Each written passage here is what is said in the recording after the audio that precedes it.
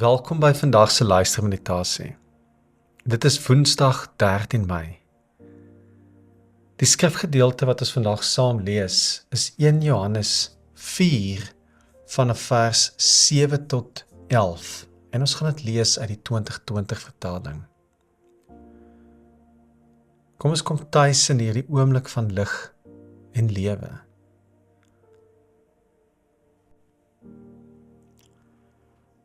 Laat die Heer u vrede deur my vloei. Waar haat is, laat ek daar u liefde bring.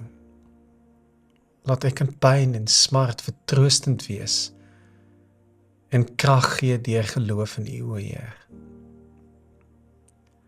O Heer, help my om altyd so te leef, om ander hoër as myself te ag, ja, om lief te hê ander bo myself, en ook eerder te gee as te verwag. Amen. 1 Johannes 4 vers 7 tot 21. Geliefdes, laat ons mekaar lief hê, want die liefde is uit God, en elkeen wat lief het is uit God gebore en ken God. Wie nie lief het nie, het God nie leer ken nie, want God is liefde. Hierin is die liefde van God aan ons geopenbaar, dat God sy unieke seun aan die wêreld gestuur het, sodat ons deur hom kan leef. En hierin bestaan die liefde. Nie dat ons God lief gehad het nie, maar dat hy ons lief gehad het en sy seun gestuur het as versoening vir ons sondes. Geliefdes, as God ons so lief gehad het, behoort ook ons mekaar lief te hê. Ons lees net tot sover.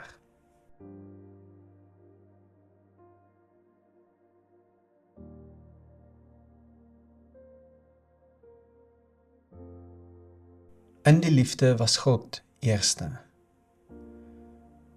Voordat ek en jy ooit aan hom gedink het, voordat ons 'n gebed gefluister of 'n traan gestort het, voordat ons hart na God gedraai het, was God al reeds besig met ons. Was God al diep lief vir ons. Dit is die kern van die belydenis wat ons in die gereformeerde teologie vashou aan die doop. Dis die eerste woorde wat in die kerk oor ons uitgespreek word, bely word, dat God ons lief het, dat ons aan hom behoort. Sommige van die digters van die Ou Testament se verbeelding hieroor was so groot, gedagte dat selfs die wêreld gevorm is, nog voor die wêreld gevorm is, het God ons reeds in liefde in sy hart gedra. Ons was nie net 'n nagedagte nie. Nee, ons was eerste in sy liefde. Of ons sou dalk eerder kon sê, ons was sy eerste liefde. Die skepper van alles, die een wat nie nodig het om lief te hê nie, het gekies om liefde die kern van sy wese te maak. En om vanuit hierdie liefde eerste te wees in sy liefde aan ons. En God het nie gewag dat ek en jy eers onsself moet uitsorteer tot bekering kom voordat ons sy liefde beleef nie. God het nie gekyk of ons hom sal aanvaar of in hom glo nie. God het nie sleepvoetend in ons rigting beweeg nie. God was vinnig uit die blokke met sy liefde.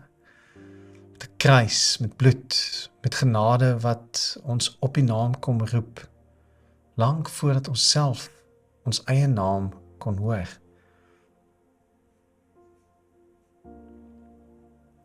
Hou vandag aan hierdie gedagte vas, dat jy God se eerste liefde is. In Christus is dit die identiteit waaraan ek en jy kan vashou. Dis die geskenk wat Jesus vir ons kom gee.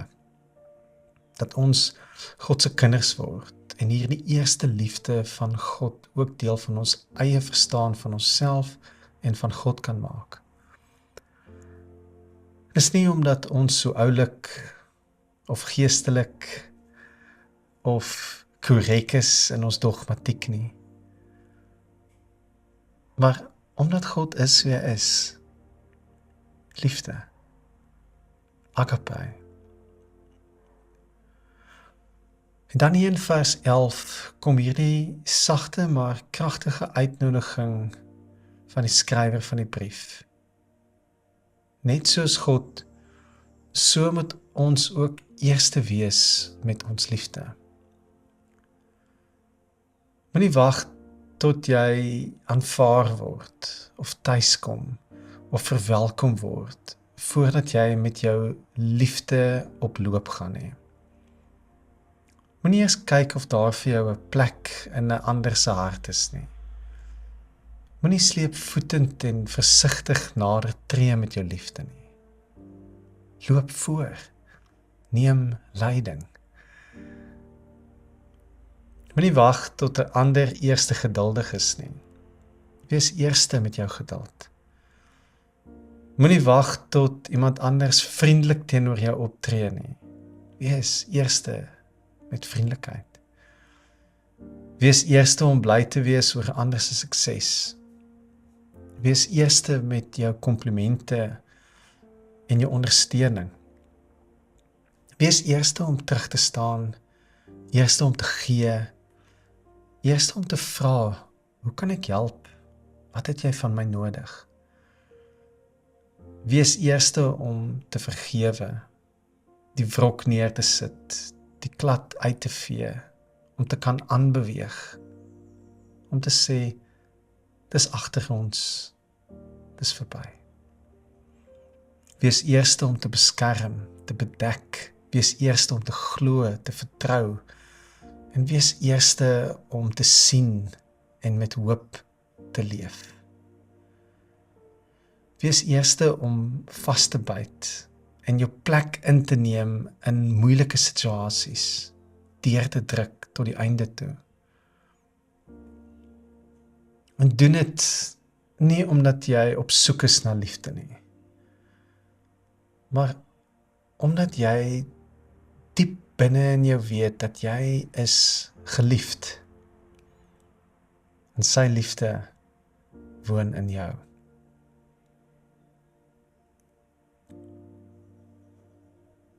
Ons Vader wat in die hemel is, laat die naam geheilig word.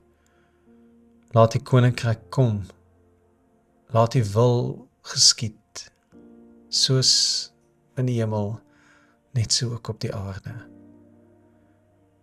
Gee ons vandag ons daaglikse brood en vergeef ons ons oortredings, soos ons ook die vergewe wat teen ons oortree. En laat ons nie in die versoeking kom nie, maar verlos ons van die bose. Want aan U behoort die koninkryk, die krag en die heerlikheid tot in ewigheid.